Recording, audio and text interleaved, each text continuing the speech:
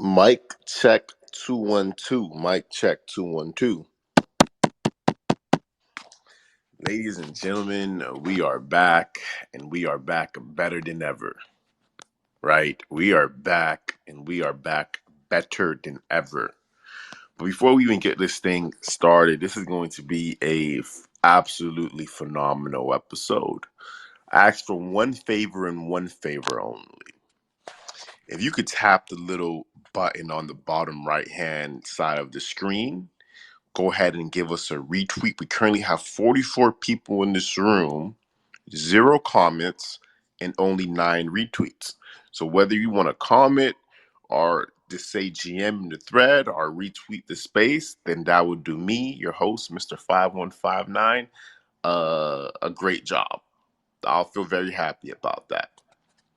But moving forward from that, from the retweet, I would like to start off with, I guess, I don't have this in order, but I'm going to start off with King James.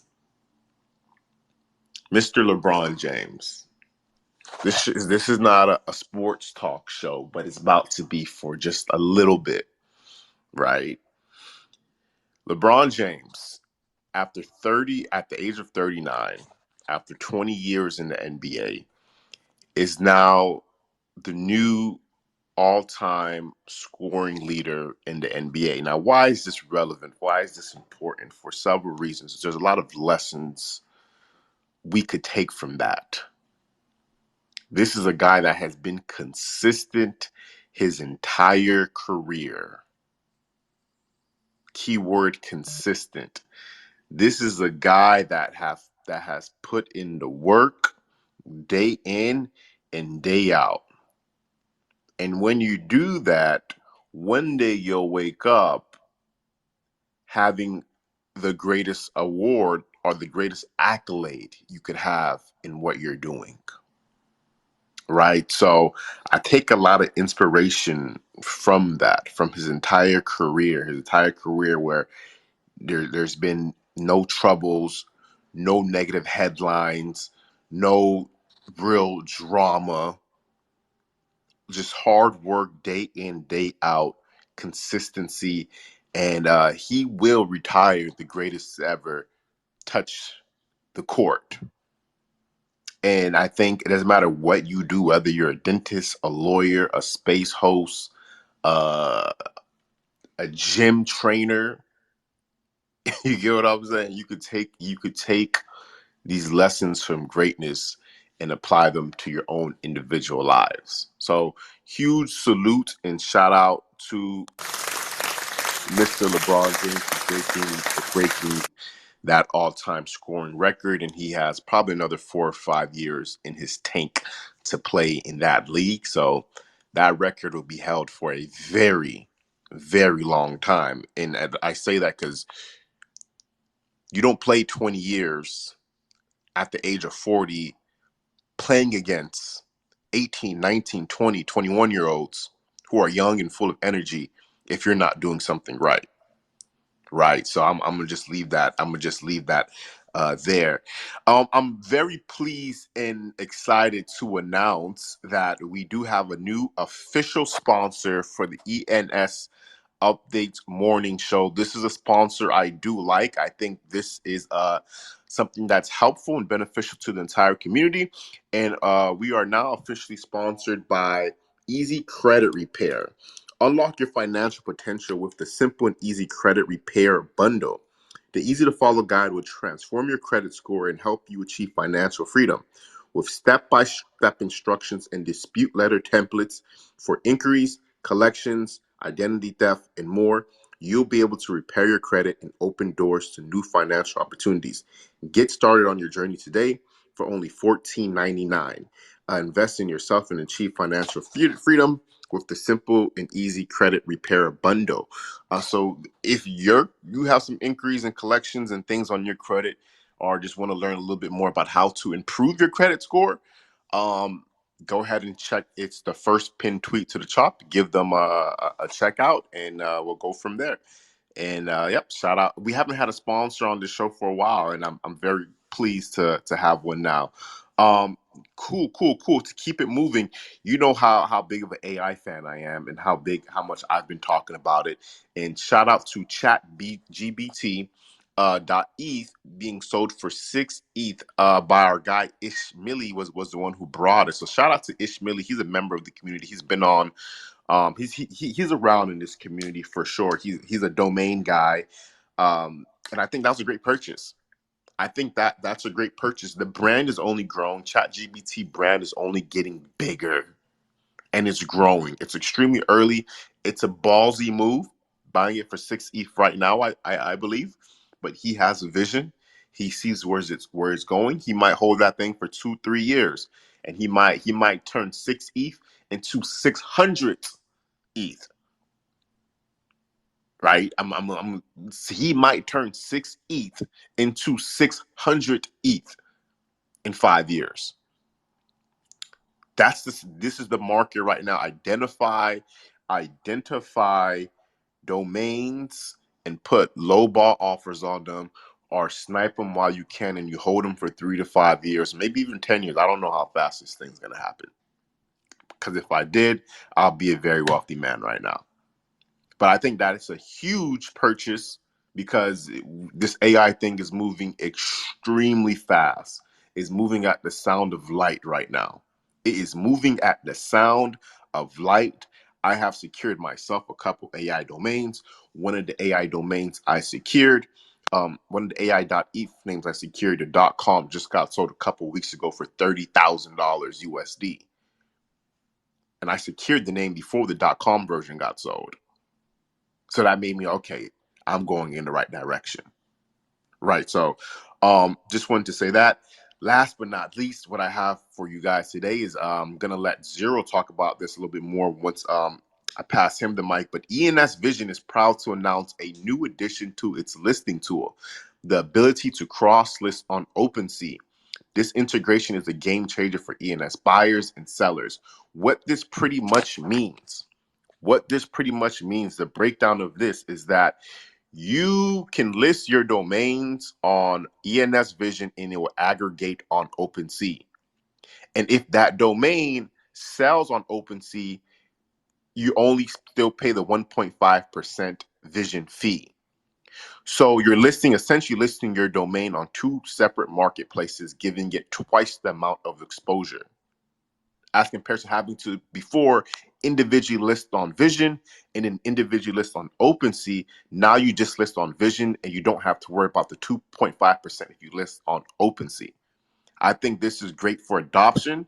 I think we need to have more and more little wins like this for the adoption and for where we want to go. So shout out to Vision for getting recognized and noticed by OpenSea. I think that's a huge win, and I'm excited to see. The data in 90 days. I'm excited to see the data in 90 days of how much.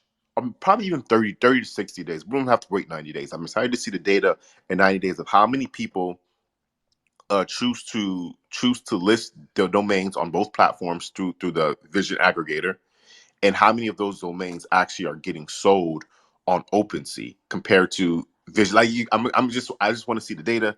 I want to see the statistics, and it's too early to determine that, but we'll see in about, let's say, 45 days or so. But that is enough for me for the day. Pass it over to our co-host, the one and only Master. The stage is yours, brother. Hey, good morning, folks. Yeah, I was kind of touched about the story of LeBron James. I want to share something about him or something related. We know a lot of famous basketball players, very many. I don't want to compare LeBron over somebody else, but why we think LeBron is being so great? He now scores the most of the points in NBA ever, and only one thing that make him to be at this level, which is being consistent, long term being consistent, which is super difficult. You, you know, someone can. I think he was Chamberlain. He can score 100 points in one game, right? I saw he can score 100 points and get 50 rebounds. It's crazy stats at that time, but yeah. but I don't think the overall the total is no score. He can compete right now with LeBron James, and LeBron is so stable, and every game we see him getting 20, 30, 40 points, and he keeps healthy, right? He is always playing. We didn't see him for a long time injured, so that he cannot play. So that is spirit. You play NBA basketball, it is like this, and playing football, just like Messi or Cristiano Ronaldo, that he play for long term, and you being very stable and consistent of doing that. And if you are doing the invest or you are doing the learning, you're working on something. This is also a very valuable quality for each one, for each game, for each category in this market. And right now we are in the ENS space. We know we are in the channel of blockchain, of Ethereum, of blockchain domain, and for Web3, for NFT.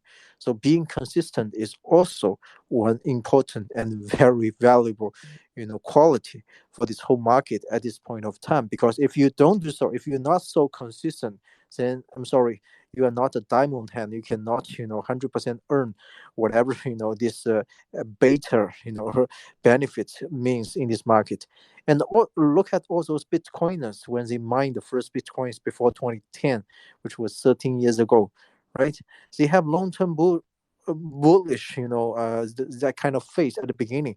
But imagine if they don't hold it here today, or even if they don't hold it for more than 2 years, if they sell the majority of their coins they mined by, for example, 2012, right? 2012 Bitcoin was only maybe less than $10 each, and they still believe they earn a big fortune because at the beginning, the early phase people, they mine a huge amount of Bitcoin. They mined the 6 digits plus of the Bitcoin. We know the two pieces cost them, tens of thousands of Bitcoin at very early stage, right? So if we don't stay consistent, being a bullish or some attitude onto one thing, it's only like we pick it up for a couple of months and then we give it up, we change to something else, then we are never going to make it to something great.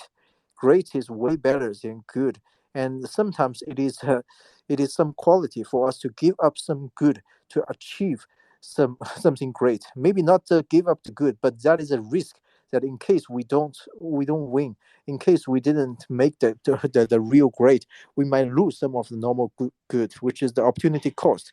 So that's is the story of LeBron James that telling us being consistent, how important it is for us to being consistent and reliable and a long term stable onto one thing. I think, yeah, I really respect this player.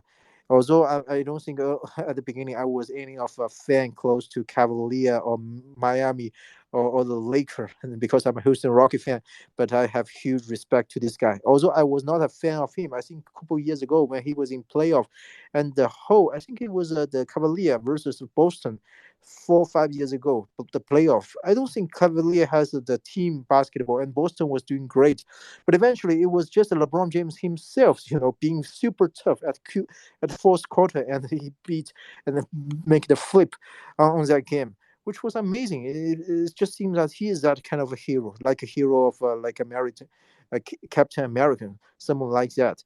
So yeah, that is our halo. That is our star. That is a sample for us to learn from every people. And if we now we are talking about in the ENS community, if we don't have that consistency, if we are not so stick to one thing and believing our faith and keep these works, we are not myself or Gary or someone early facing this game, even Nick.eth, we are not going to make it here this episode. We might cheap sell our names within 1 or 2 years, as long as there's some offer, sell it, right? We are so afraid that this isn't going to be get down to zero and no attention. So why don't we liquidate it out and get whatever we can at this stage? So right now, especially we know that something great is happening, which is about name rapper, which is about the big NFT projects that they're owning their own ENS names, and which is about big companies. They are more and more they are getting on board with this, especially the ENS official team.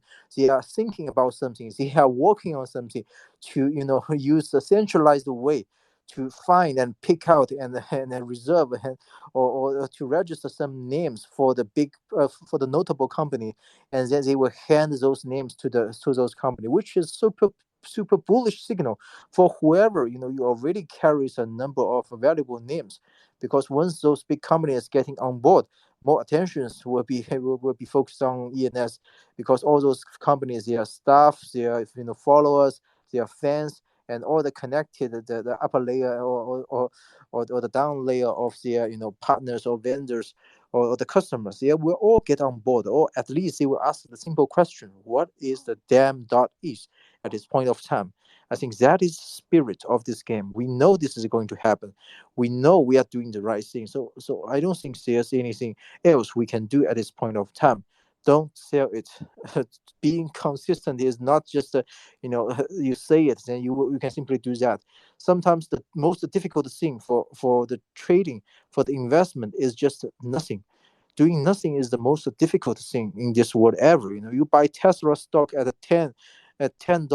Imagine by 2020 or 2011, it was 12 years ago. If you did that, and it will kill you every single time when the stock got 10% raise in one day and you still choose not to sell it, right? What will you think? When when one of your stock has already rise 10% by one day, the logical answer is, okay, why don't I sell it? And when it gets another dip for another 5%, I will buy it back. I will do some T plus zero, something like that. But the perfect way, the best way, just like when we trading Bitcoin, is we don't touch it. We don't even look at the damn stock, stat. We don't even look at the damn app, right? We uninstall the app, on ourselves mobile phone, so that we forget about it. We focus on something really matters, which is our work, which is some articles, which is the latest news. We know what is the state. We need to make ourselves staying current, but keep looking at the price of the 3 or 4 digits floor, or the your stock price doesn't help at all. They will only make you lose your faith, because every moment your heart is struggling. You are working, you're fighting with yourself to find out a possible resolution. How can I avoid this? Not selling at a high price, right? I keep thinking, if I keep looking at the price, if I keep looking at the floor price, one logical thing is, oh, it's 3, it's 4, okay, it's 3 again. Why don't I sell it by 4 and buy it back by 3? Right? If you keep thinking something like this, maybe you can catch some alpha. We call alpha and beta. Beta is the normal market growth. Alpha is the additional growth that you beat the market. But sometimes, if you think about catching the alpha too much, you will lose that beta. And I think very few people you can we can own that alpha, because alpha's money. If you win this alpha, someone will lose that alpha to you. You are winning money from someone else. But beta money, it is different. It is something organic growth to as a long term ship. You buy Tesla stock by 10 and you sell it by 1,000. Then this is something Tesla's growth giving it to you. Nobody is losing that money to you. So I think overall we should learn from LeBron James' story, and do the right thing is not easy. Doing this, getting superstar, doing something super by one day for one time, it is easy, right? You can prepare something really decent and you can be a star for one day, but it will be very difficult for keep being a star in the 5 years or 10 years or even the whole roadmap of one people's career life. That's the deal. I think that's why we believe. In China, we always say 1 year, 3 times. If you do stock, if you make your stock 3 times growth within 1 year, this is easy. But if you want to make your stock every 3 years, each year is at least twice, growth. This is more difficult. So that means that's a sample for us to compare the difficulty of being consistent versus of a single time. Maybe it get a boost or something. Yeah, that's my takeaway from LeBron James' story. I really hope this man can keep breaking the record, because every shooting and every score he made, he is just refreshing that record. Really proud of him. Although I mentioned I'm not either Cavalier or Laker or these teams fan, but yeah, I respect her hero. I hope everyone can learn or get something from the guy's halo and do the right thing. Yeah, thanks much, guys. You have a great day. Thank you, Master. Yeah, I couldn't agree with you anymore, bro. I couldn't agree with you anymore. Definitely a hero, definitely a icon, and something that we all should admire for sure. Let's go over to our co-host, our next co-host for the day, the NFT verse. The stage is yours, brother. How are you? GM 5159, GM Master, GM to the speakers, Zero, Floss, and Deal. Kev, thanks, man. Thanks for always doing this, man. Always keeping this open forum for everybody to come in here and be able to bounce things off one another, educate each other, and overall just have a community gathering here to talk each and every day. So I definitely appreciate you and Master and Ron. Ron's not here, but for always staying consistent, as Master pointed out. It's one of the words that we use in these spaces a lot is consistency. Truly believe that that's the word that's going to drive us to this next phase of what we see in Web3 and blockchain and ENS itself, right, is consistency. So I always look forward to where we're going to end up, a week from now or 2 weeks from now, and with all the different types of technology that continues to be created out there, man, and everybody, the builders out there, the developers and the builders also of the community out here, that the efforts that they continue to put in out here. So look forward to those things. Shout out to Bron. I'm a basketball lover. And my first player who I loved was Michael Jordan, and then of course Kobe Bryant, and then LeBron James. Those are my top three players who I always looked up to as far as the game of basketball, and seeing what LeBron's done at his age is not even human. I've never seen anybody in basketball, as long as I've been watching it, at his age, be continue to be on top of his game. That doesn't just come, by just sheer, coincidence. It comes with work being put in to take care of his body in order for it to last this long and be at this particular peak in his career. Usually, you see players like that. They tend to find a team, and they kind of may take a second role in far as being on the second five, coming off the bench and things like that between a certain age, maybe like 30, 35, 34. You start to see the average player start to kind of take a back seat. But man, kudos to him for never taking a back seat and always stepping up and leading every single team that he's been a part of, and doing it, at a high level during his between 35 to 38 of where he's at now. It's just amazing. I just never seen it before. So shout out to him, man, for his accomplishment for the all-time NBA scoring record. Second thing is Kev had touched on the Chat GPT purchase by Ish Millie, which I think is crazy. It's huge, man. Um, I don't know how. I don't know of another way to get in front of something so quickly and make a purchase like that. I think Kev said it was for 6 ETH, and he's actually put himself in a position where he's secured, or let's just say he's collected as a domainer and a collector. He's collected one of the biggest brands, here that we've seen lately, that is breaking records, everywhere you look when you talk about users, subscriptions, and things like that to this particular platform. If that's not a grail, I don't know what is, because that particular purchase has set him apart from everything that we know as being a grail when you talk about the attention that particular platform is getting, and the sheer usage of it by in the last couple of months has been astronomical. So shout out to him, man, for going out there and collecting that asset like that, man. That's amazing. He knows the game.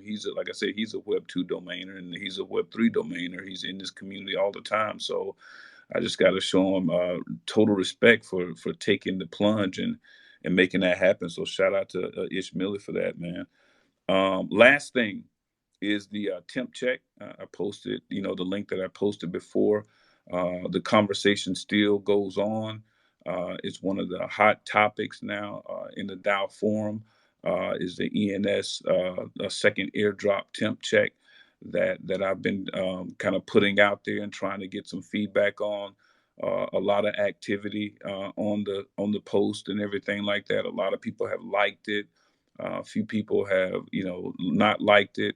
I actually posted a screenshot inside the Dow forum for that temp check as like a midway kind of a summary. I drafted that midway summary and took a screenshot of it and posted it in the temp check, basically just compiling some of all the responses and the likes and the dislikes and just things like so it's basically just an overall you know compilation of everything that has so far been posted inside the temp check.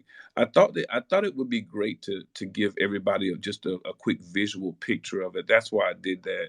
And just to say this, man, you know, this is for everybody.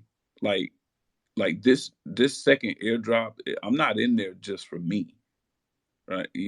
This thing will impact if this thing goes through, or if we attempt to get it in a formalized proposal to be voted on, or however that's going to happen. I don't know what route that's going to take, but even if something does come out of it, this is for all of you, everybody in here, including myself. So this is for the whole entire community. So the time that I'm taking in here to kind of be in the Dow forum and being able to I guess you could say help navigate the conversation in the Dow forum by providing responses, and then also capturing the data within those responses and making it visible inside the forum. Some may look at it as is just not being easy, but it's not easy to go in there and be able to kind of organize things to a certain extent, because there's so many different conversations. So the goal is to keep the conversation and the topic on task and not go off task, because soon as somebody goes off topic, then things go in a whole different direction. So sometimes you have to be in there in order to navigate the conversation, so we stay with our eyes on the prize, so to speak, and stay focused. And it takes time going in there every day to do that, but it's all for the community. It's all for everybody in here. So if you have time, make sure you go in there, man, and like the post, or just provide your feedback, man. I think it's just important that we all understand kind of where we're at with this whole proposal or temp check, so we can continue just to collaborate with one another and see who's on the same page with us and who's not, maybe for or against. It doesn't matter. Just chime in, man, and we'll see where this thing goes at. But yeah, man, shout out to the whole entire community. Everybody, thanks for tapping in. The link is pinned at the top. Go check it out, read through it if you can, or even scroll all the way down to the screenshot that I put in there, capturing the summary of everything that's been pretty much documented as far as statistically in that particular temp check, and maybe that'll give you a quick overview that you can kind of take a look at instead of reading all the way through. So, yep. So, Kev, I appreciate it, man. Thanks everybody for tapping in, man. Looking forward to the emoji space tonight with my guy Flossin, man. And yeah, man, great space last night, Stephen. Awesome job, man. Yes, sir. Yes, sir. Appreciate you, the one and only host, Mr. NFT Verse of the Friday Night Happy Hour. Yeah, man, I've been wanting to participate in that discussion. The problem is, I've requested access that I have not been granted access to. Go ahead. No. Yeah, and that's that. I know that's the whole first step. It's crazy how, Kev, you did that a few days I ago, did. didn't you? I did. And it's like I did it. Wow. I think I've done it like two or three. Maybe me doing it 2 or 3 times is what's holding it back, or maybe not. Maybe that should have sped up the process. But I'm trying. I think I requested again this morning, which is kind of crazy. But yeah, it's I want to go in there and participate, but at this point, all I could do is I believe is just like messages or comments. But man, No, yeah, Kev. Yeah, I don't know who. Maybe I'll try to reach out to somebody. I mean, I don't know who kind of has oversight over the forum request, but maybe I don't know. Maybe there's a lot of requests, and like you said, they're just kind of sitting in queue, man. I mean, they this is easy. This is the easy part, right? Hey, approve it and let it roll. To me, that's easy. That's easy work right there.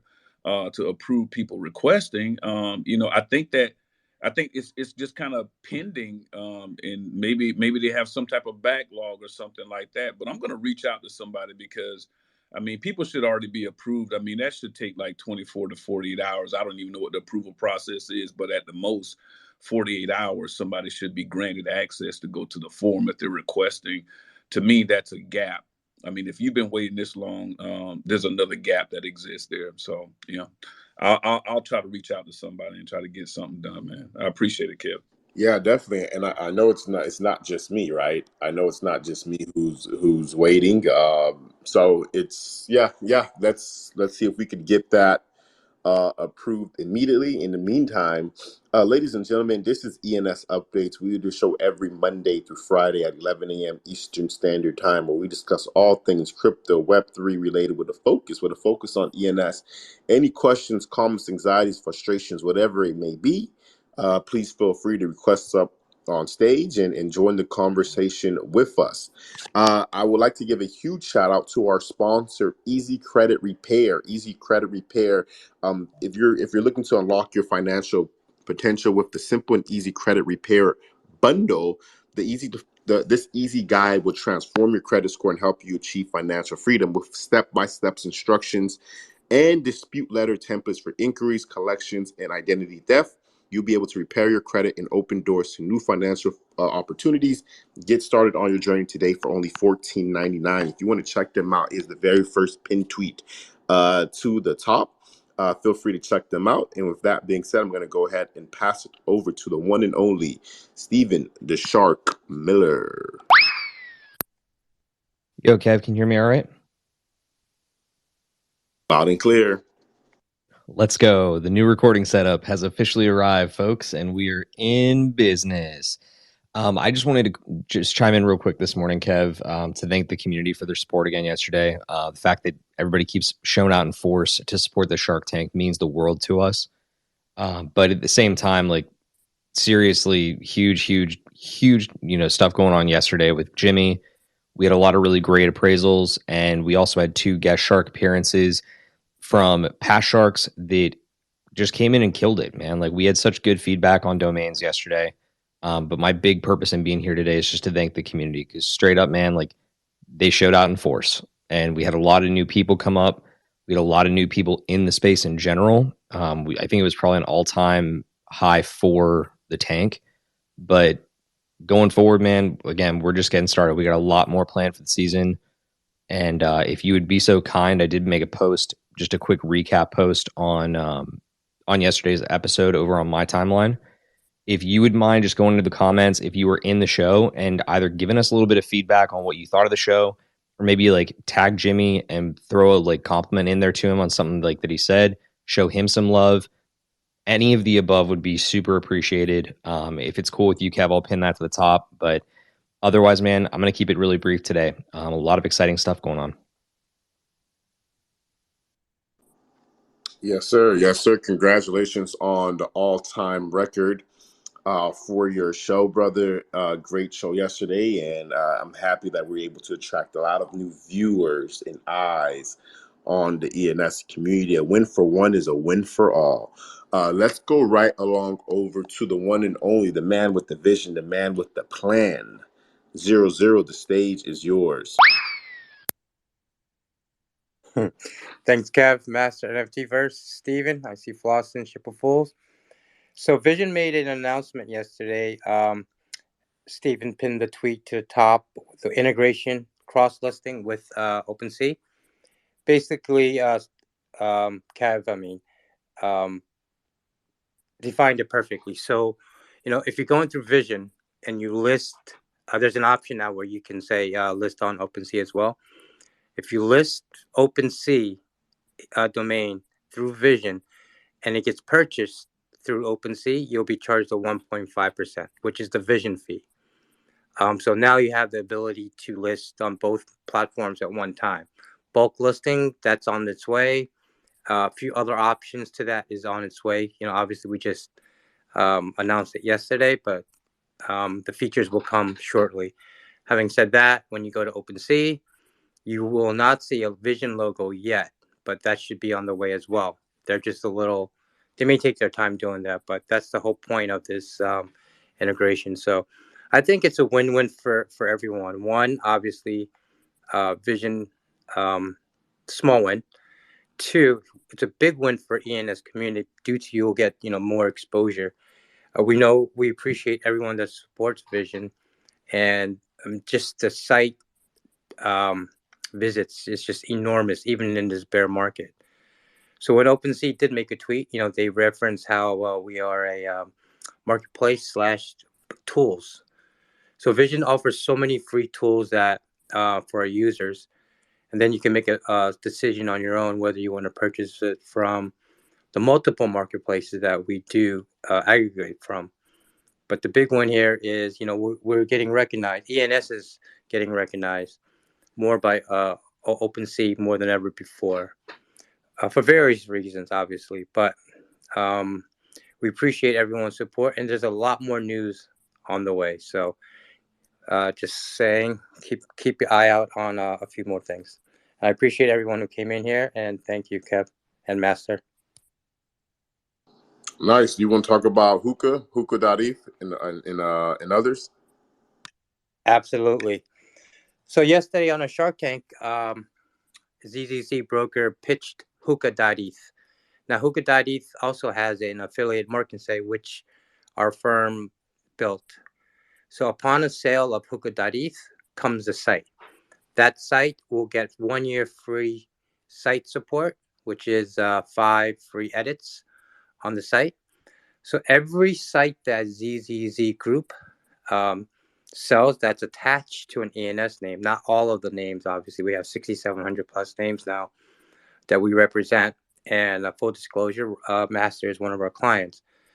So I'll give you an example. If we build master.eth.limo, if that name has a site attached to it, obviously the site goes with it and also comes with 1 year site support.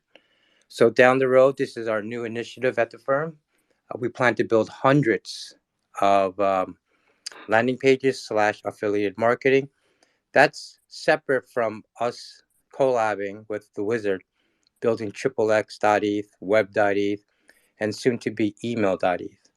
So initiative here is build upon your .eth name, have a website, and if you purchase the .eth name, it comes with the website and 1 year free support of the website. So, 5 additional edits and whatnot. So ZZ Group, we're planning a lot of big, I don't want to say new, but I just want to say a lot of new initiatives to help promote, get more exposure, and most importantly, to our clients who believed in us. And, they're taking a journey with us as well. But the trust level that they showed up is incredible. So now it's our turn to, show them what we planned and show them what we got, and also try to help the community as well. So there will be a portal for buyers where you can get exclusive VIP previews of names that we are either putting up for listing or auction, or sites that can be built on it. and then we will have a non-client portal where you can submit names. Where one, it's either going to be in one of our auctions. Two, maybe we can, build a site for you, landing page / affiliate marketing, and move forward from there. But a lot of new things coming out for our group. And again, I thank the community for helping out and giving us so much support.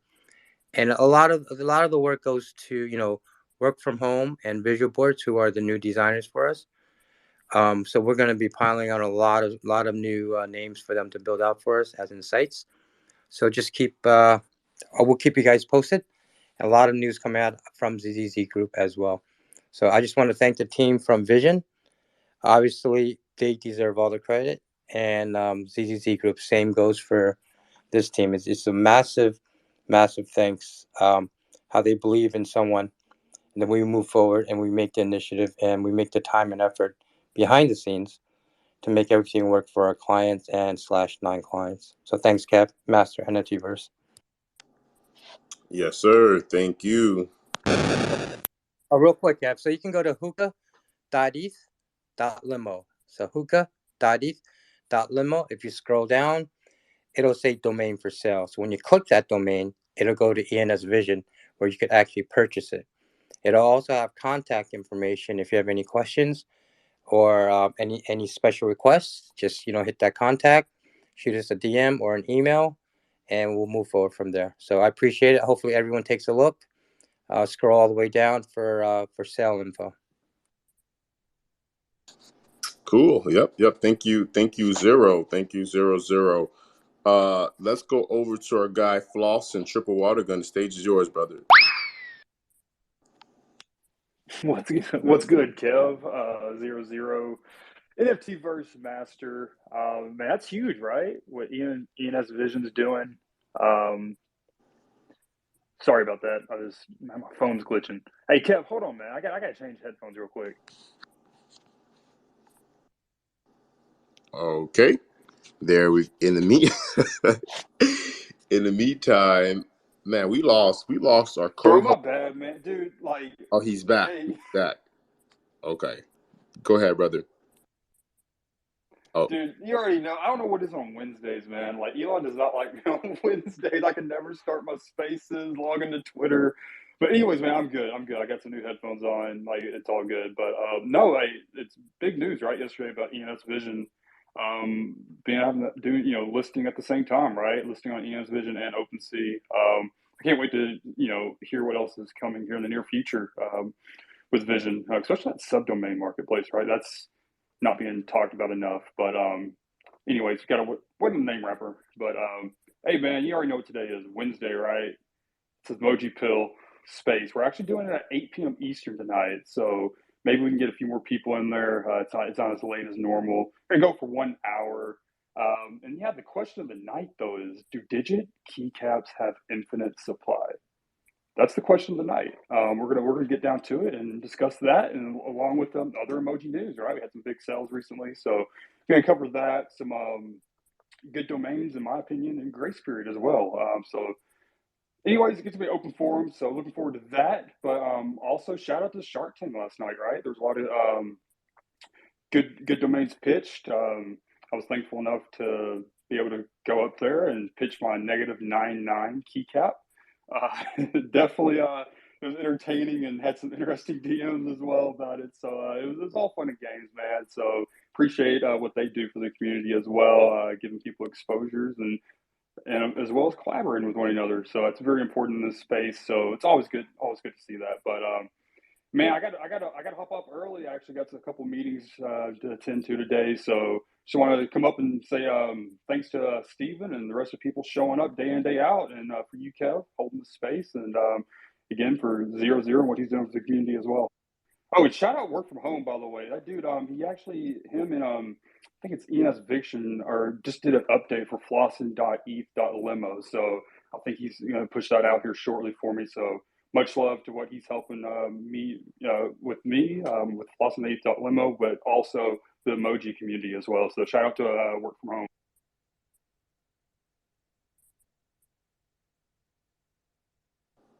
Nice, nice. Thank you, Flossin, for coming up and showing some love and blessing our presence with your voice.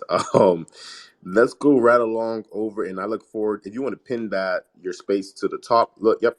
Looks like you already did. I just set my reminder. Let's go right along over to Ship a Fool. Ship a Fool, the stage is yours.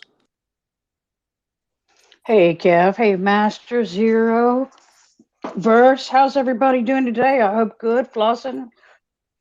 I see a lot of friends down there in the crowd. Hope everybody's doing great today. Yeah, I just have a few comments and questions about the ENS DAO and what's going on there. Let's see. About 10 months ago, I made an account and it was instantaneous. All I had to do was verify an email, and I mean, I was bam in. That would be on an IRL account, so not my Web3 ID. But yeah, what's up with that? Why all of a sudden are they trying to vet who's coming in? That I find that very strange.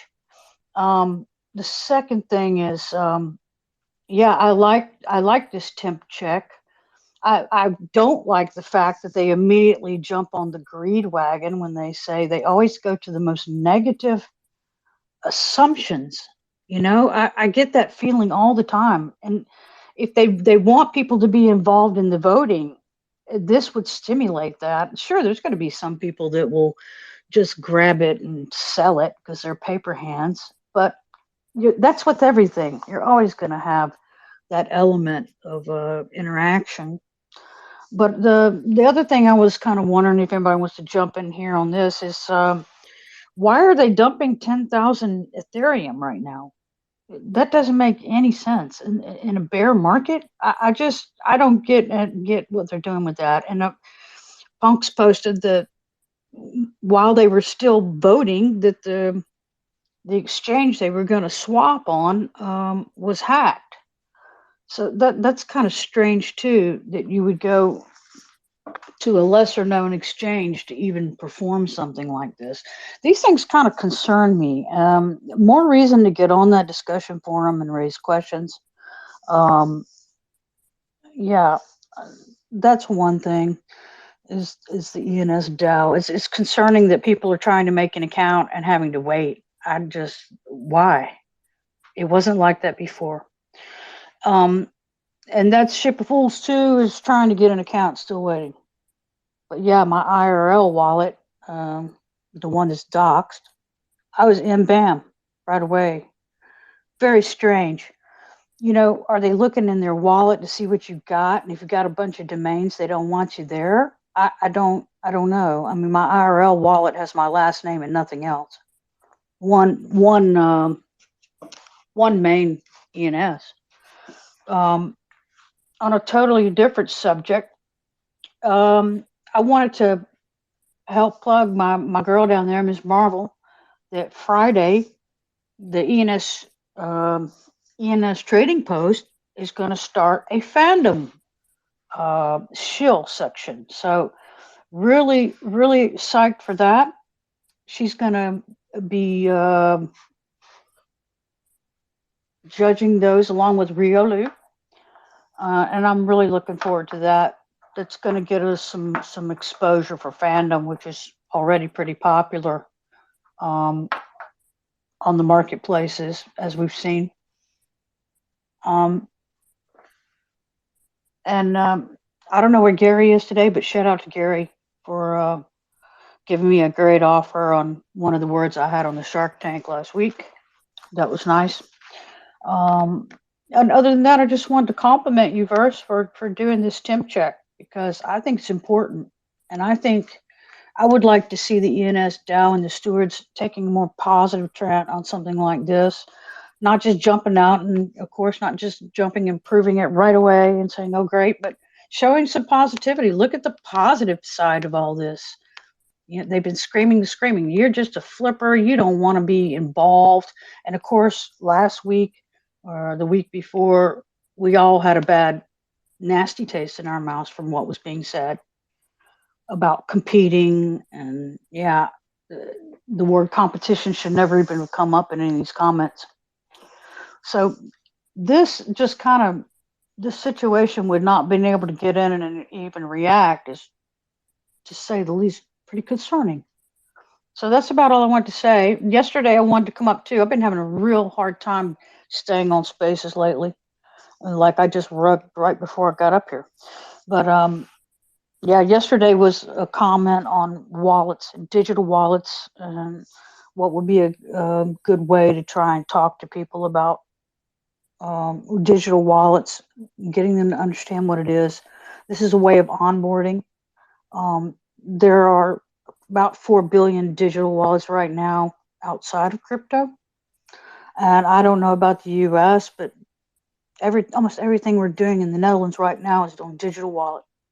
So even starting March 1st, I can just use my mobile and just point it at a sensor, and it deducts my transit cost for any mode of public transportation. And Corona booted off a lot of this contactless playing. They had the technology and they were going to introduce it, but Corona pushed it out because they don't want you touching keypads with PIN numbers and things. So yeah, we've been able to pay for about 3 years now in the grocery store just by aiming our phone at a sensor and not touching anything. No one touches your phone. No one scans your phone. But yeah, as far as talking to people about wallets, the best thing to do, in my opinion, is to explain to them how many wallets they're already using, digital wallets they're already using. Some of those are just QR things and magnetic readers, like I was talking about. But there's a way to talk to people from the bottom up to where you don't just start with crypto, because crypto has been given such a bad reputation by governments in the past that you say crypto, people are like, oh no, that's scam. And they don't even give you the time of day. They won't listen to what you're saying. But if you explain to them that digital wallets are all around you, you're using them every day. If you're banking, if you're using Venmo, if you're using Apple Pay, Google Pay, those are all digital wallets. They might use a little bit different technology. But you can also start explaining from the ground up about, if you get a digital currency in your country, that it most likely will be running on Ethereum because it's the most secure network on the blockchain, like we're seeing that Spain's getting ready to do.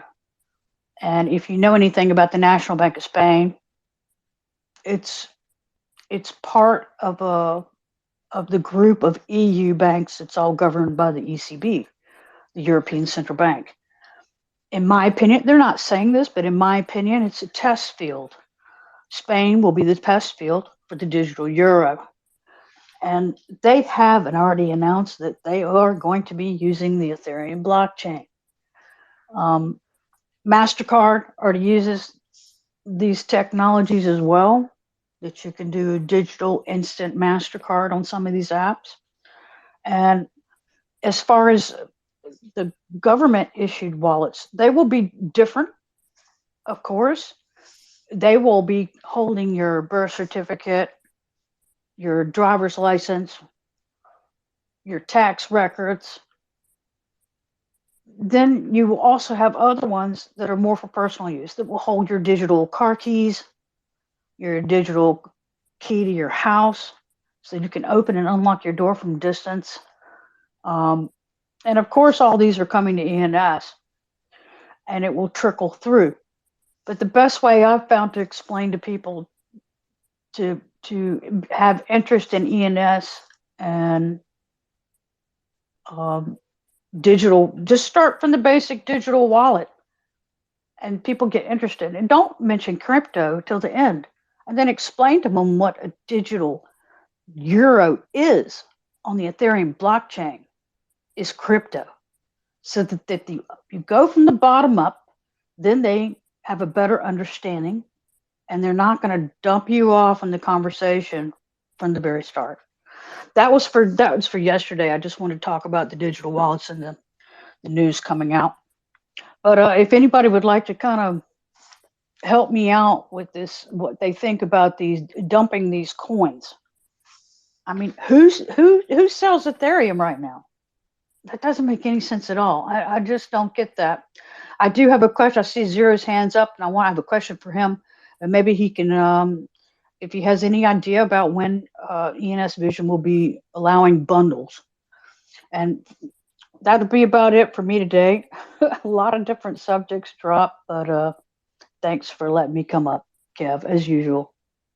Yeah. So real quick, before we go to Zero, is I wouldn't classify it as dumping necessarily. Now, how they went about it has a lot of nuances behind it, but it was something that was voted on by the DAO, and that got approved by the DAO that they're going to sell to convert over to USDC for some, I guess, reserve funds and stability. So I wouldn't say they were dumping it when it was voted upon by the community to approve that. Right now, how they went about it and other things is its own nuances of that, but that was approved upon and voted upon by the community to go ahead and move with that particular proposal. But Zero, go ahead, Zero. The stage is yours. Sorry to change the topic real quick. So I got a few DMs on ZZZ group building landing sites / affiliated marketing. So some sites would just be landing pages. Some sites would be built out for affiliate marketing. So when you're buying an affiliate marketing site with .eth, you're actually buying a business. So, you can potentially have residual income, passive income, just like Hookah. That's going to be an affiliate market site with links. So that you're actually buying a business with a Hookah.eth name. As far as the DAO, with the 10,000 ETH, yeah, that was voted on, I think, about a month ago, give or take. And I think they're taking action now. But I have nothing more to say than that about the DAO. I'll keep my mouth closed for now. Go ahead, Triple Fools. Yeah, I realized that it was voted on and agreed about. I couldn't find any pros for it, to be honest. I think it's a strange move. The pros would be stability, where the price fluctuations. I'm not saying this is my point of view. That's what the DAO is saying, stability. Yeah, and as far as the bundles are on the way. It's on the list. It's been on the list. There's just so many more things ahead of it, but it'll be out shortly. Thanks, Zero. Yeah, the bundle thing, that the only thing that I see about that is that's the only thing taking people away from ENS Vision is because right now, like everybody knows, it's a buyer's market, and the best way to get good prices is to bundle. So that's the only reason I was kind of wondering when that was going to come out. But congratulations for the announcement about OpenSea working together with ENS Vision. Yeah, the thing about the stability, I still can't wrap my head around with you wait 2 years to do that. And then, you could probably 10x what your stability funds would be. But yeah, it could be that they see 10,000 ETH as just pocket change at this point. That's certainly possible. I can see that. It did create a lot of ripple in the crypto world, though, and you had a lot of people shorting all of a sudden. So I thought that was strange because it actually caused volatility in the market yesterday. That is very true. I just let up Kalia to the stage. Kalia, I think is how that's pronounced. And Punks. So the stage is yours, and then we'll go to Punks next. What's up, guys? It's Kyla.eth. But thank you, man. We're here. I just have a question for Zero, man. I don't know, probably you guys been asked this a lot of times, but I just want to ask this. Is I get notifications for everything, like all your items or that they're being sold and stuff, but I never get notifications when my thing actually is going into grace or it's like things like that. Is that into play when we're accepting like you're gonna send emails like, hey, your thing's about to expire, keep an eye on it, or no? Any awareness toward that? You can do that on the ENS app currently, but that is also on our list too. So it's not like you can't. You can go to the ENS app, official app, and set that up, and they'll send you an email before it expires. But ENS Vision is also working on that as well. There's just a lot of things on the list that hasn't been released yet. So there's things in priority list. So slowly everything will be rolling out because we only have. I mean, now we hired 2 more devs. Before it was just 3 devs working 24/7, but now we have 2 more devs to help out. Actually, we have 3 devs to help out. So things should be rolling out a lot quicker in 2023. But yeah, that is on the list. But in the meantime, go to the ENS app and then they can notify you. Thank you, man. Thank you for the guidance as well for that as well. Keep up the good work out there, guys. Thank you, 5159, for the opportunity to ask my question, and I'm gonna step down so anybody else can do the same. Kalia, thank you for coming up and asking your question. I'm pretty sure that's something somebody else wanted to hear as well. Let's go to ENS Punks. Punks, the mic is yours, brother. Yo, GM Kev, Master, got Verse off the bench, holding it down, co-host. Yeah, I wanted to come up because, I did a post, Ship of Fools was talking about it. It was about this, 10,000 ENS tokens. Zero, he probably did the right thing. Sorry, said, I'm just going to bite my tongue. And I probably should do that more often, but it's like somebody's got to kind of speak up, and so I'm going to try to be pretty fair about it. But I'm even going to represent 184. 184. He did a little response to my post, called it editorializing. So I'm going to kind of address these things, but yeah, look, they did a proposal to I call it dumping. You could call it sales. You could call it, let's call it swapping. Let's call it conversion. I don't care what you call it. The Dow, they said it's not dumping. The Dow, they're, again, it's PR. It's public relations. We have full faith in Ethereum. This is not a reflection on our belief of the token. Well, I don't care what you say, what your PR is. It makes a signal. If you want to say, I want to convert $18 million worth of Ethereum tokens into a stable coin, USDC, it's a signal. It's a signal to the broader Web3 marketplace. It's a signal to the broader market. And you could give all the justifications and rationale you want as to why you need a stable coin, for the future of this DAO and everything else, but it's PR. It's a message from the DAO. And at the end of the day, kind of like Ship was saying, you could have held that token. You don't need to convert it, sell it, dump it, whatever you want to call it. And so everybody's entitled to their opinion if that's a good move or not. The only thing that's going to really confirm is the future. Nobody's got a crystal ball, but I think we're all here and we all believe that the Ethereum token is going to go up in value. And so it would beg the question of why right now do that, conversion. Again, it's like if you could time the market, obviously what you would have done is say, well, you should have converted those tokens when Ethereum was at, $4,000. And then you could have bought, back in when it was at $800 and, 5x the Dow fund, but you can't do that. So, we get to this other thing though. What Ship was talking about, what I was talking about, and that is, hey, the market did react. So again, you could say all you want, it's not a reflection. Well, the market took it as a reflection because there was a segment of the market that started shorting the Ethereum token based on this. And I'll say this other thing. This is pretty important, but I just want to kind of, for the record, there was a hack in CalSwap.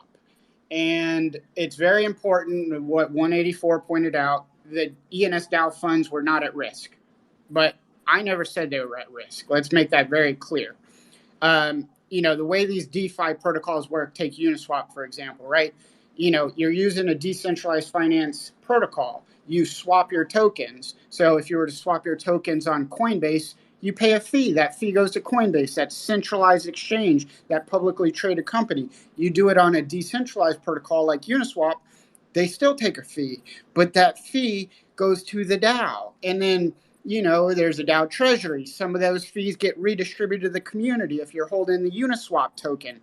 Oh, wow, you see that? You own Uniswap token, you get rewards from use of the protocol. What a novel concept. I mean, that is the most beautiful thing about Web3.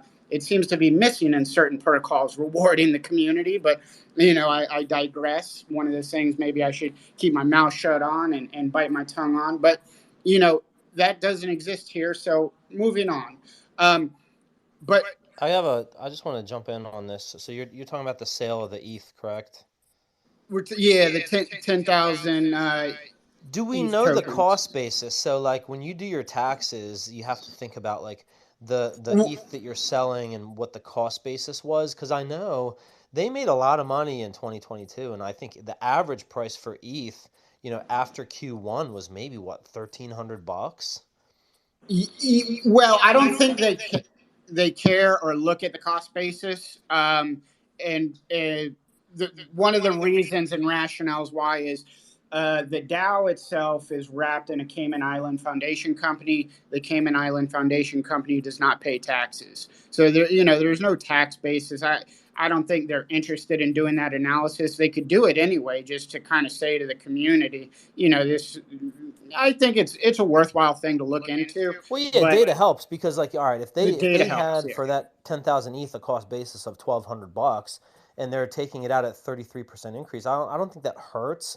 I think it's hard to have so much of an asset that's volatile on the books, and then like people looking to invest in them might say, well, what's the cash on hand, and do they have runway? Because that 10K ETH is giving them runway. So I'm not necessarily against it. And I think if you look at I'm not an expert charter, but you had the run up from 1,100 to 1,500. Now we've been in an ascending channel for like a couple of months. So I don't really mind them doing that. I think you could see downsides. It doesn't hurt to take this local top. But yeah, I think it's hard for them, I think, in the end, to keep the majority of their cash on hand in ETH versus cash.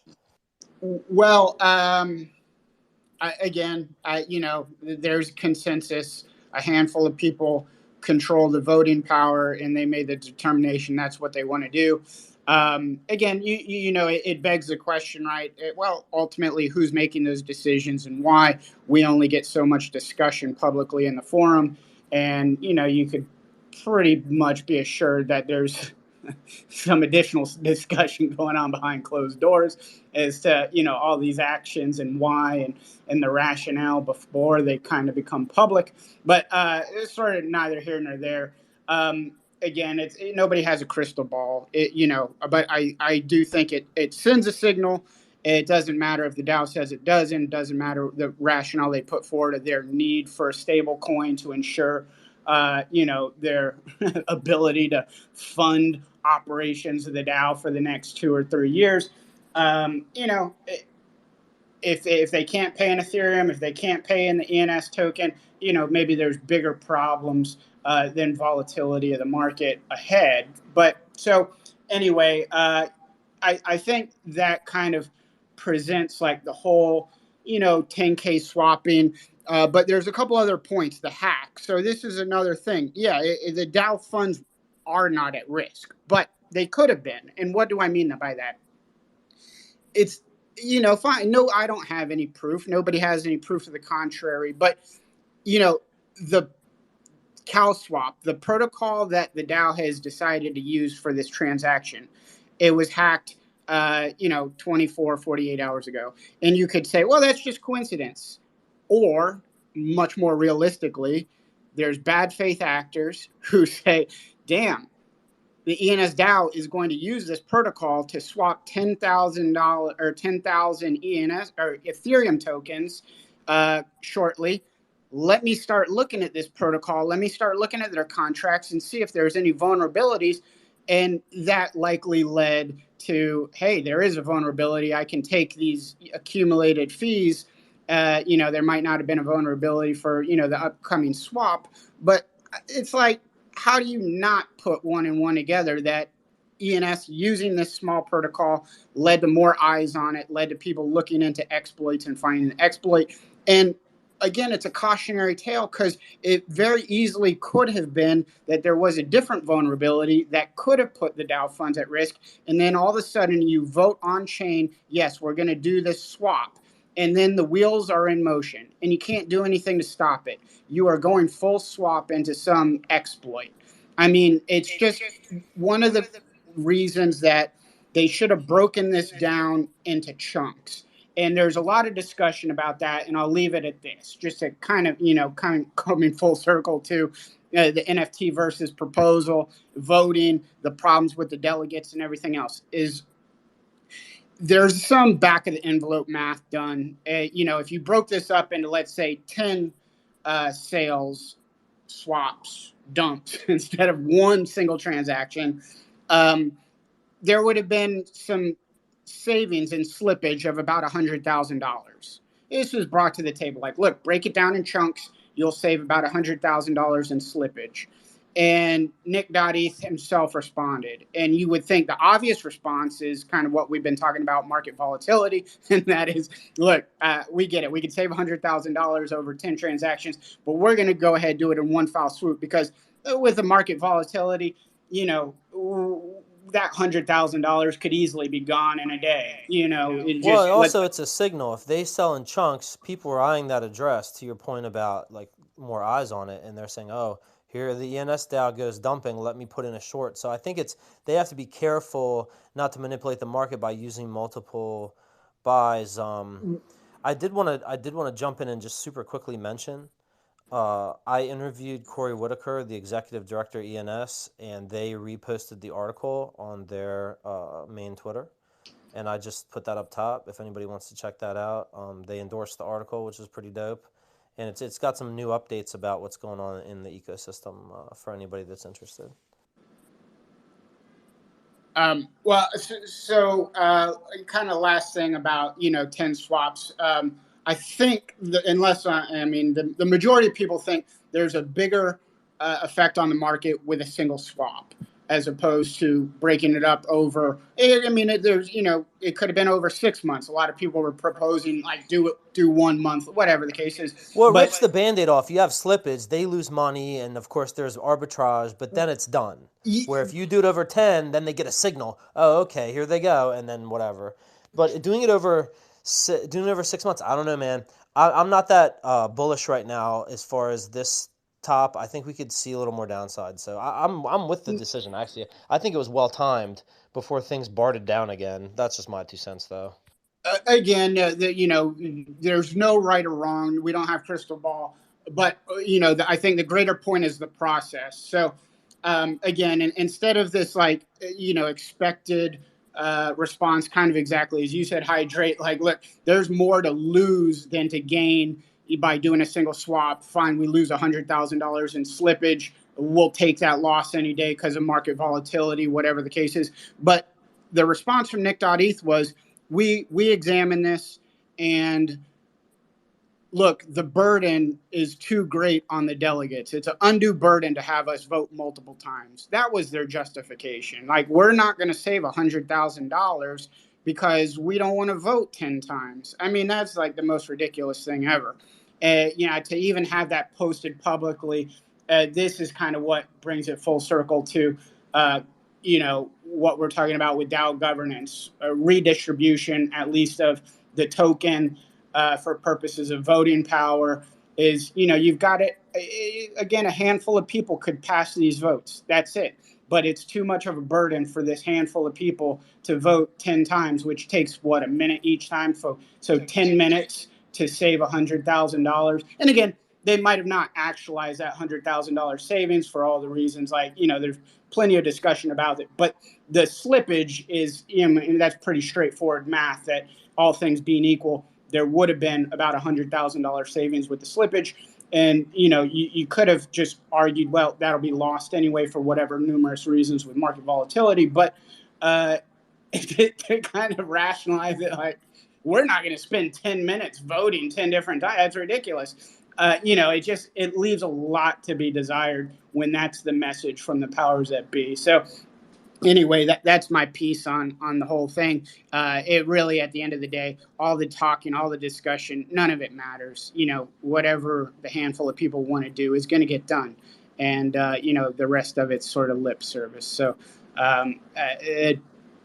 go in there, check out Versus second airdrop discussion and support it would be, I think, the best thing that could be done. I agree. I support it too. Because back then, not a lot of people really knew that much about ENS. Like, they might have copped a few names, but people were not deep enough in it. The distribution isn't right, so I support it 100%. Cool. Anything else? Oh, go ahead, Chipper Fools, and then we'll go to 184. Yeah, thanks, Kev. Yeah, I agree with Punks here because I understand the reasoning behind it, but I also see I have critique and a big problem with the way they're doing these things, and it's not just this. It's also they're not dosing. They're not using a proper dosage on these things, which causes ripples. It causes people in the community to get very critical.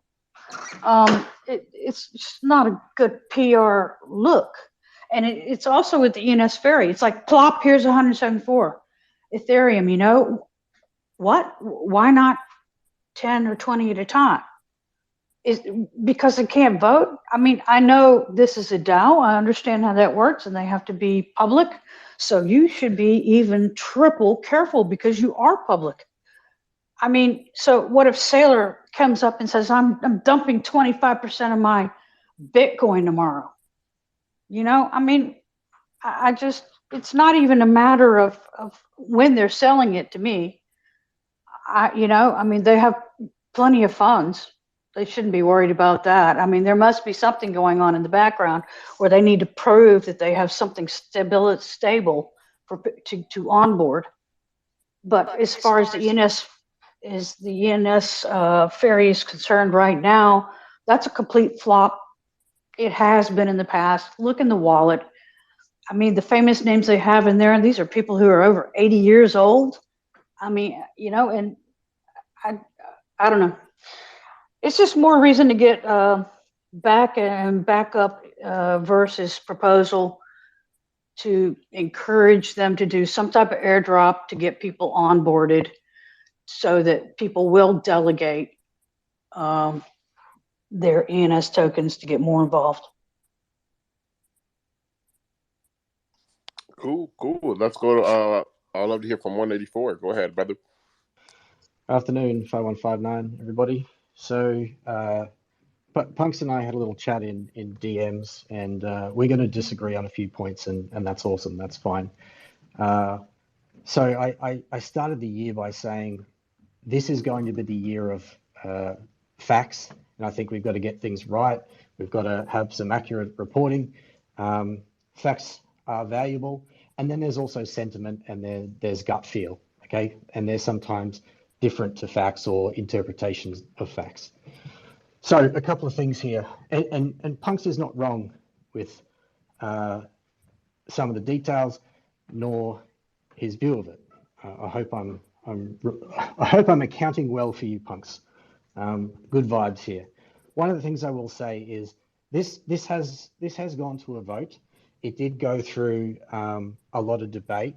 It went through debate on whether it should or shouldn't exist. It came out of quite a large amount of debate from the endowment debate. It also was something that, so let's just cover a few things here.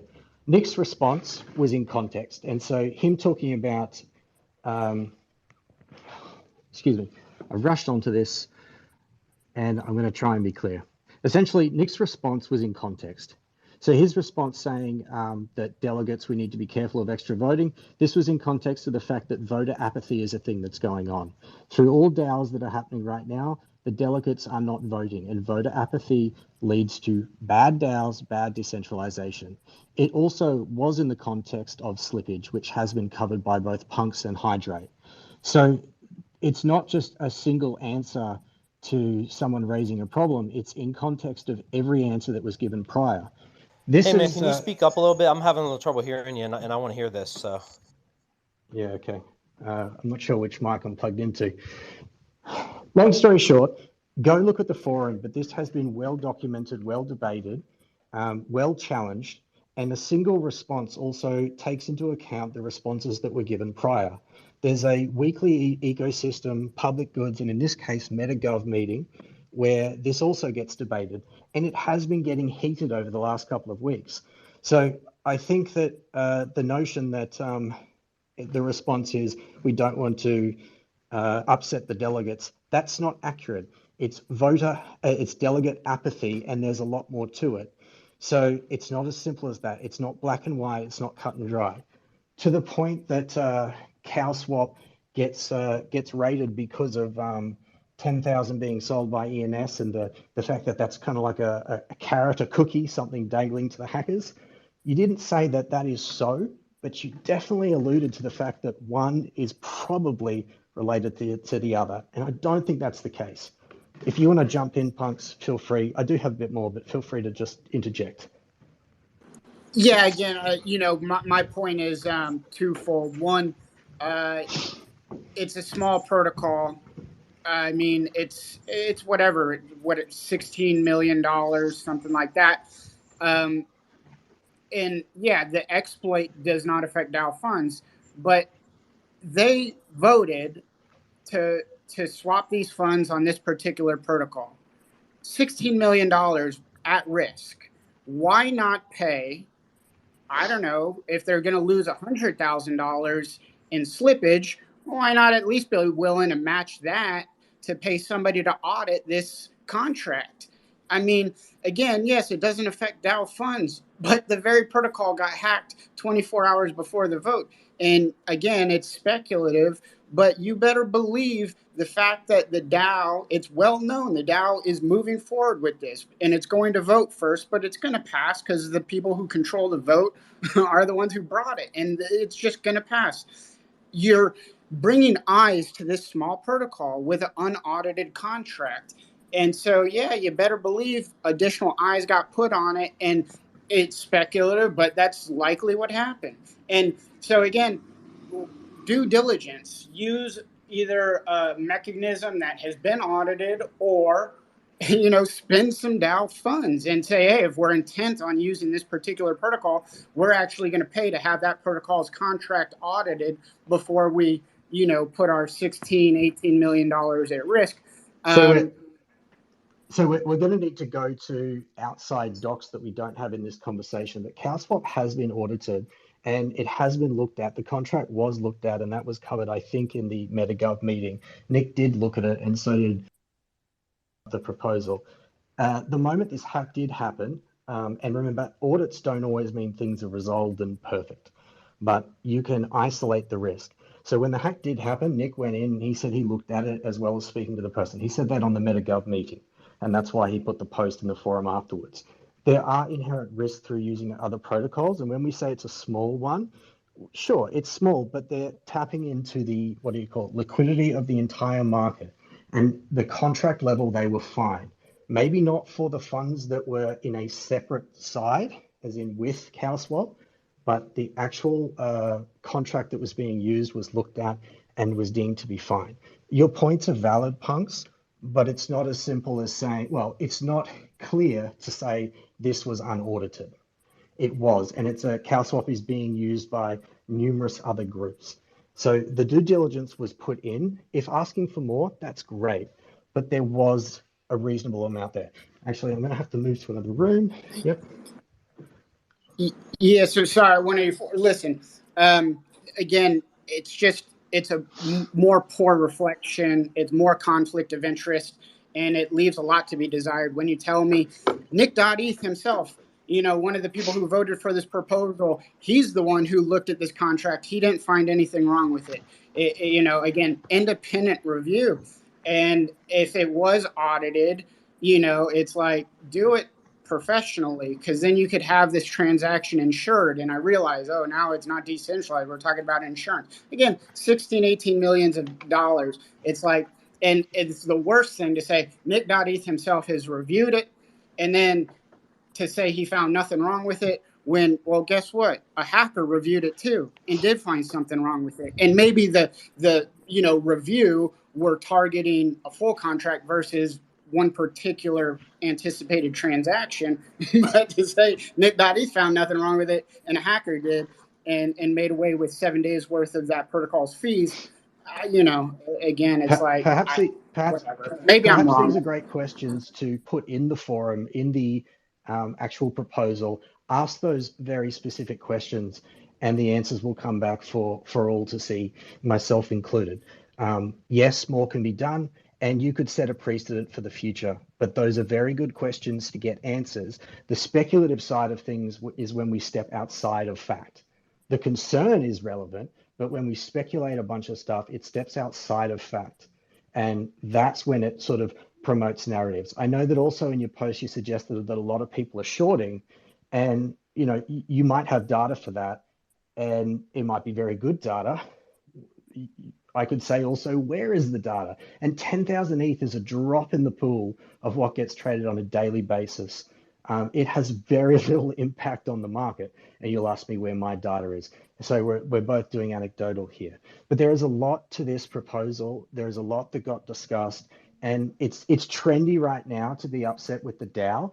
And there are many reasons I don't like a lot of things. There are many reasons I've had different opinions on whether 10,000 should be sold, whether the endowment should be a particular way. But trendy to be upset with something doesn't mean we can ignore some of the fine details that have occurred. There's been spaces, there's been discussion. ENS Updates has been the house of many discussions about this 10,000 sale. It's been several people have gotten up to it. Like if you're tuning in once a week, so here's a little pitch. If you're tuning in once a week, you're getting a great hit on ENS Updates.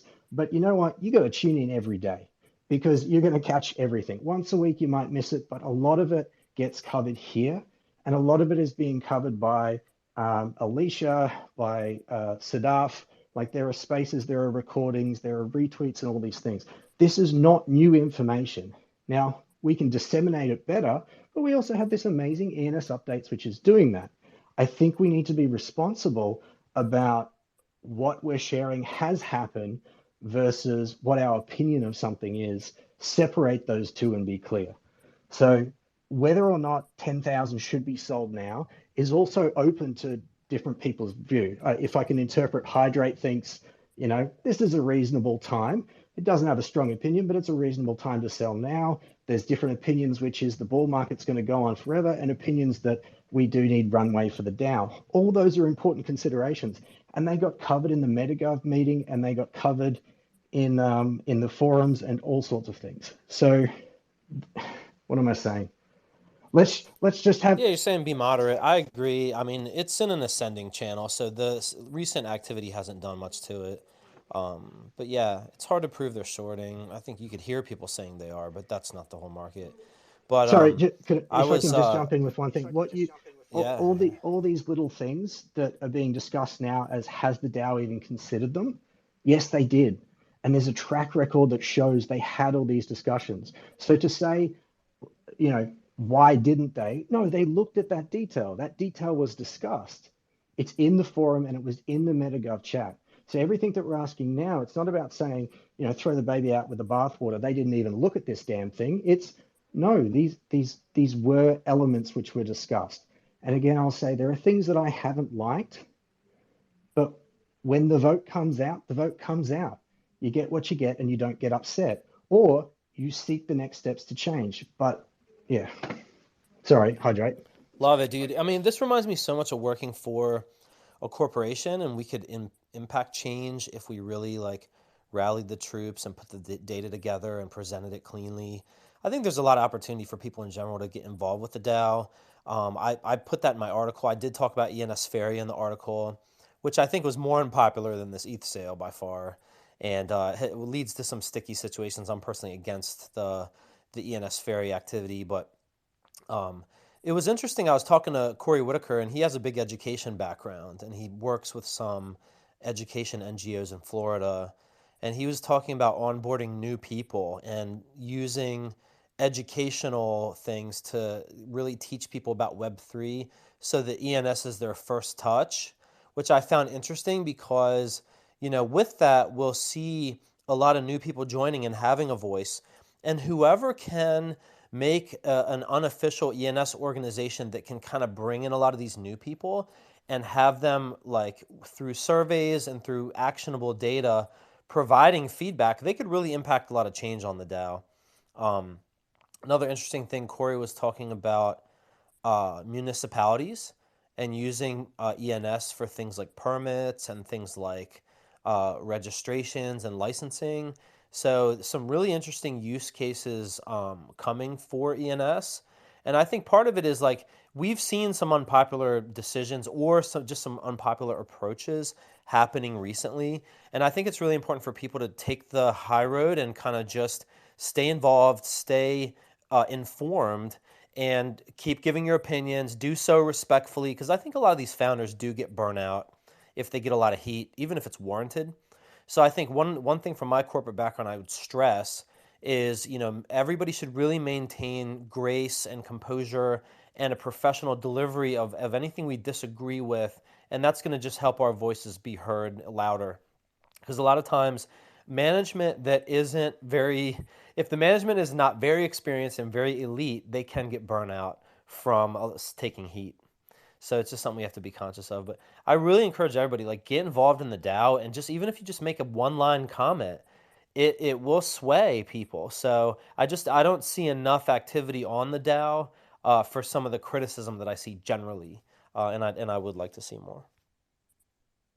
184. Yeah, hey, thanks. And I realize we're well over time, 5159, so you can boot me at any point. Hydrate, I love the last remark. I love it all. Love the last remark, which is a lot of the criticisms versus the activity. And I'll go back to some earlier points. The ENS domains, whatever it's called, the Discord is where you can go to say, hey, I don't have access right now. Can you take a look? Can you bump it up? I've seen that activity last week from a few people. That is how you can perhaps bump your application to get the forum, to get access to the Discuss forum. The Discuss forum has that necessary step because we don't want bots in there. I like the clean space of it. Yes, the filtering sucks sometimes, but the cleanness of it, the lack of bots, makes a real difference, and it does make it easy to kind of track and follow over time. Now, shit, what was my last point? Yeah, I suppose I'm going to challenge one thing out here, which is, and it's a rhetorical question, but get the sentiment, and that is, how many have gone out and decided to purchase an ENS token, a singular token? Now, you might respond by saying, well, what's that going to do? But that is your step into things. There is different conversations about what are different forms of voting mechanisms on a larger level, on a protocol level. Protocol changes might require a certain structure versus there has been discussion of, can we have more socials proposals that go via quadratic voting or something like that, tiered structures. These are all different things. Waiting for an airdrop, and I'm not asserting anything here, but I'm putting two different contrasts. There's waiting for an airdrop to have your say, and then there's beginning with that participation. And so I rhetorically ask and challenge everybody to just go out and buy one token. Many have said this over the past weeks, but it's not, in my opinion, it's not a notion of waiting for an airdrop to then suddenly be able to do things. Okay, that you can buy that one token and begin this step, be part of it, express your voice. There are lots of things you can do and not wait for something. Being part of the discussion in a more thoughtful way, being part of the discussion in a more educated way, and asking the dumb questions, which I do on a daily basis to learn a little bit more, and getting things wrong. But I do strongly think that this is the year of fact. I do strongly believe that this is the year that if we keep our reporting, our accuracy around things, we're going to be far better for it. And there will be an influx of users. There will be an influx of people. And if we want to be meaningful, we can be a hype person, or we can be somebody that's giving that great reporting, that great news, and you'll become an integral part of the community moving forward. Yeah, I love that, man. I'm harping on. I love I that. agree 100% with that. I actually, my personal opinion is if you don't own at least one ENS token, you don't have a right to bitch. Now, in my case, I delegated mine, but my delegate said they didn't have enough information and they abstained from voting. So I was kind of disappointed in that. But yeah, that's my choice on my delegate. That should become my concern. But I agree with you 100%. Everybody should have at least one. Yeah, and I delegate as well. And the other thing is I delegate as well because I also don't have the time to cover everything. And I spend a lot of time on ENS. Like, this is where I commit my energy, my joy, my love, my everything. So I spend a lot of it here. The other thing is we've also got to remember, and this is my view as well. I expect there is differing opinions here, but to be a user of something does not entitle you to the governance side of things. That does require participation beyond just being a user. Having your .eth or importing your DNS and having your ENS equivalent, that's the utility. That's what you get. Community forms in many different layers, but one community does not entitle to all forms of governance. Then you take off that hat and then you put on the governance hat, which requires other responsibilities and other things for you to do. But each step you have to kind of add on to what you were doing, or again, change your hats. You can wear many hats, but you need to make sure you're wearing the right hat when you participate in one thing. So I think that one thing that's being misunderstood is that no one is entitled to anything. You either have something or you don't, but no one's entitled to anything. When you have your .eth, you're entitled to, as in you get all those different components, but you don't get anything else. When you have an ENS token, you get those things. We have to kind of level up to do certain things. And to a remark I said last year and this year as well, for getting money, for getting resources and things like that, the DAO is not necessarily the faucet. So we can participate in governance, but at the same time, private industry is where it's at. We've got 0.0 ENS Vision. You guys are like the poster of what is possible when there's a gap in the market, and taking it by the balls and making it something that is better than the DAO at many things, because the DAO's not touching it or the DAO sucks at that. But private industry, that's where it's at. If you're a great salesperson, why pursue, or sorry, not why, you can pursue, but consider that your endeavors, your efforts, your grit, your gusto creates something in private entity, private equity, sweat equity. You create something and the DAO doesn't need to touch that. That's your way into creating something and you're in control of it. You're the resource. So it's we got to understand where we're at here. Yeah. Ask for something, but we're not limited unless you are limited like me. Like, I suck at many things. That's a great point. I let this thing extend another 15 minutes. And I just want to say it was a great conversation.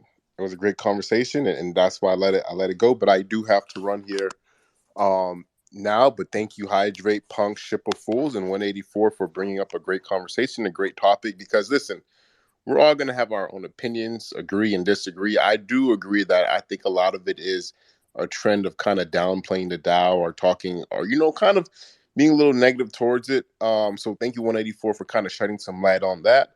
Let's continue to learn together. Let's continue to grow together. This is still a new thing to all of us. And I think that was a great discussion. I'm happy it's being recorded. And with that being said, 5159 is out. Appreciate everybody. Have a phenomenal day. And I'll see you guys tomorrow at 11 a.m. Eastern Standard Time. Thank you to the co-host, Master and NFT Verse filling in for Ron's spot today. Much and highly appreciate you, Verse. 00, thank you for coming on stage. But most importantly, thank you to all the listeners. I apologize, all the listeners. Hope you guys learned something and got something out of this space today. Peace.